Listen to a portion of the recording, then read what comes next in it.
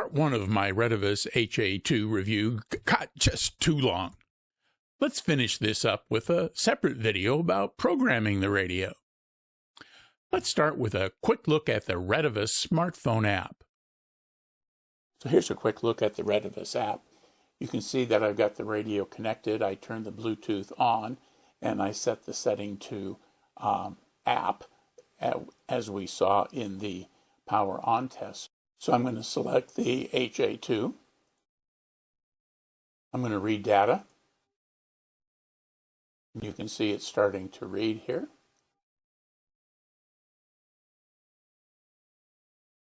The radio screen put a pop-up window that said it was reading data.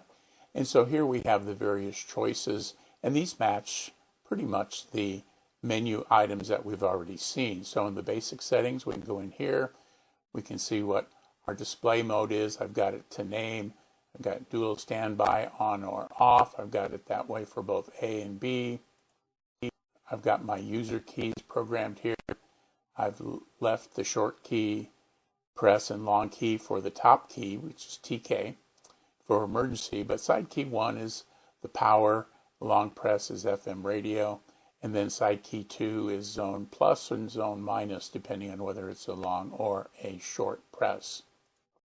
These are just slider switches. I can turn on like the Roger beep, the Bluetooth plus internal speaker if I want.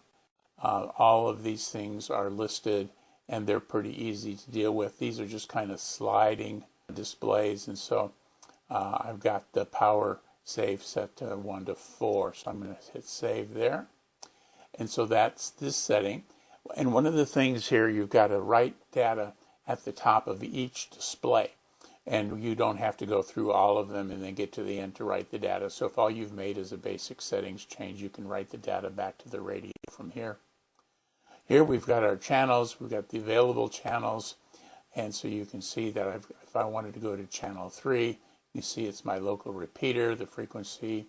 I've programmed in the offset and all of that good stuff, along with name and that kind of thing, have been read from the radio.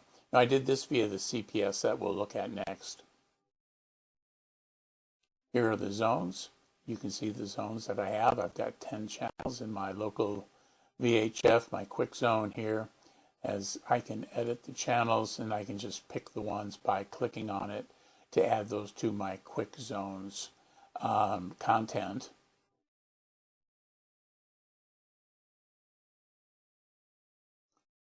We've got signaling, emergency. Here's the GNS and APRS. So we've got GNS here, the things we've talked about before. A manual transmitter type. The interval is 30 minutes. If I wanted to put a reply, I could type that in here. An APRS, I can enable it here with this slider switch, various delays, beaconing, that kind of thing. I've got my call sign, my SSID. I added a symbol. I can have comment here. Here's my digipath right here. And so, and then I've picked the frequency that I want to use, 144.39 for APRS here. And so we can see that these choices are all here. And again, we can write the data from this page if the only changes we are going to make were from here. In NOAA weather, we can turn on the alarms, and then we can pick the channel that we want to use. In my local area, it's channel 1 for NOAA. And then I can save the data. Now, I didn't make any changes, so I'm not going to save the data, but I do. I put it into an online drive. I give it a name, usually the date, the year, month, and day, and then the radio, so that I know what I have and what I'm looking for. So if I mess something up, I can go back to the app, call that data, and then reload it into the radio. So that's a quick look at the app. It's really pretty good, pretty smooth, and pretty easy to use. As you've seen, the app is pretty impressive and easy to use. Now let's jump into the CPS for those of you who like accessing the radio's menus and features from their computer. This includes a quick overview of updating the radio's firmware. So here's the HA2 CPS. This one looks like the previous version, but the previous version isn't going to let you program the HA2. You want to be looking for 1.2.4 or later, depending on when you watch this video. So as with all of these things, we want to start with the device manager, and we want to look to see where we're connected. And so the programming cable comes up on my computer as COM7. So that's what we're going to want to do. Now you can see I've connected the HA2 already, but let's start from scratch. And so we're going to hit Connect Device. We just looked at COM7, and then we're going to look at our model, and there's the HA2. So that's the one we're going to connect. We're going to click OK. And you can see that it's starting to read from the radio, and on the little inset you can see the pop-up window come through that says CPS read. With the read complete, you get read success up here at the top, and it gives you the various pieces of information about the radio itself. I have upgraded this firmware. We'll point to that here in just a moment, but this is the one that is current as of today when I'm doing this recording. So when I move into basic settings, I get all of those things in the various menus that I can make choices on using drop-down boxes. It works very slick. All of those things are listed here, and it makes it easy to interact with and easy to read. As you remember, I had several zones connected. So here's my quick zone. It's only got 4 channels: local VHF, UHF, Texas travel. And then I put the local airband channels for a nearby airport into their own separate zone. So if I'm listening for airplanes, I can just go to that zone and click through the ground and tower and approach and that kind of thing. In my channel list, I have all of the channels listed here, and I used the import-export. And so I exported from my HA1UV and then imported to my HA2. And of course, they're not quite the same. And so I exported the basic template from the HA2, and then I exported all the channels from the HA1UV, and then made the changes in Excel to match the columns.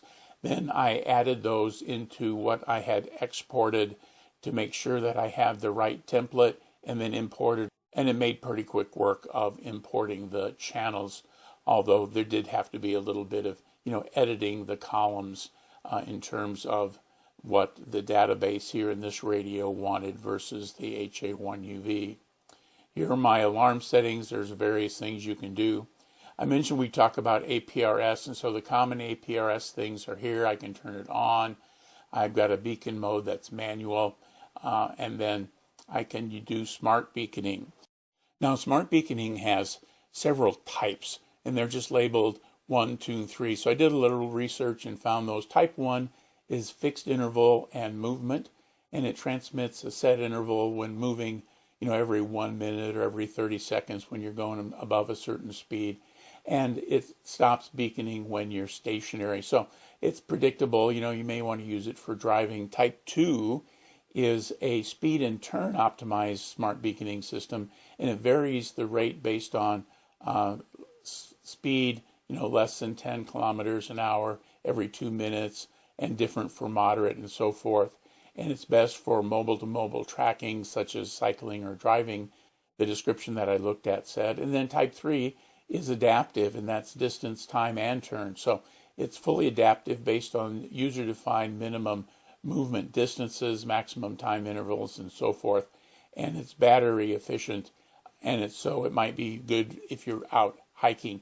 And so if you pick those times, you can see what the intervals are and the turn angles and all of that stuff when you pick a particular type. So that additional dialog box opens up depending upon the one that you have chosen. So those are smart beaconing types, and they're explained pretty well here in the system.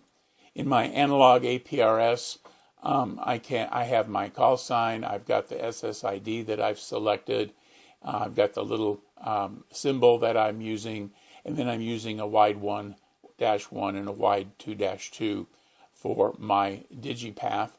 And then the frequency here is 144.39 that I should be outputting on. We'll check that on the radio itself here in just a minute.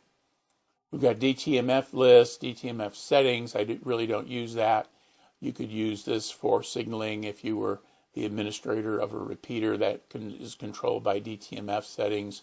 Then you can set up your scan lists, and I basically set up just a couple of different scan lists, my local VHF, local UHF, and my quick channels. Then on the FM, I've got a bunch of them I mentioned before. It goes down to, I guess, 25. I've got 10 local ones programmed here, so that's all of the ones that I've got here. Oops, it goes further than that, down to 64. So a lot of FM channels if you want to do that. My GNS settings, I've got the transmitter type to manual. If I wanted to put in a comment, I could do that here. Radio alias is what you would do if you had a bunch of these radios, perhaps in your business, that kind of thing, and you could give the radios a name so that when someone pushed to talk, it would display the radio alias on, say, the team leader's radio.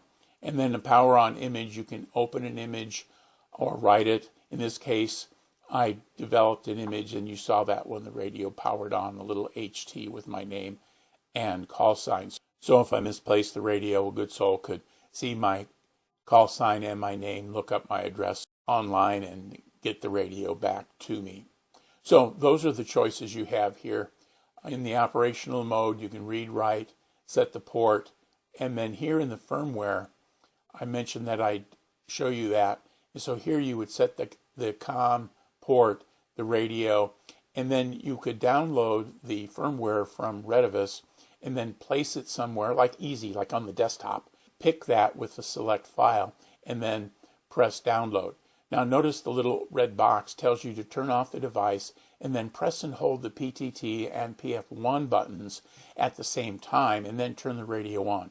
That will bring the radio up in the flash mode so that you'll be able to download the firmware into the radio. So that's a real handy thing. You don't need a separate program to update the firmware. Now, some of you may be frustrated with firmware updates, but I like them because it means that things get fixed and your lifetime of your radio is extended because additional features and bugs can be repaired as opposed to just having to live with it. So that's a quick look at the CPS for the HA2. Whether you're programming the radio, using the radio's faceplate, using the app, or CPS, setting up the HA2 is pretty easy. I think you've seen that despite coming in at a slightly higher price point, the HA2 remains a good value when considering the additional features included with this new release.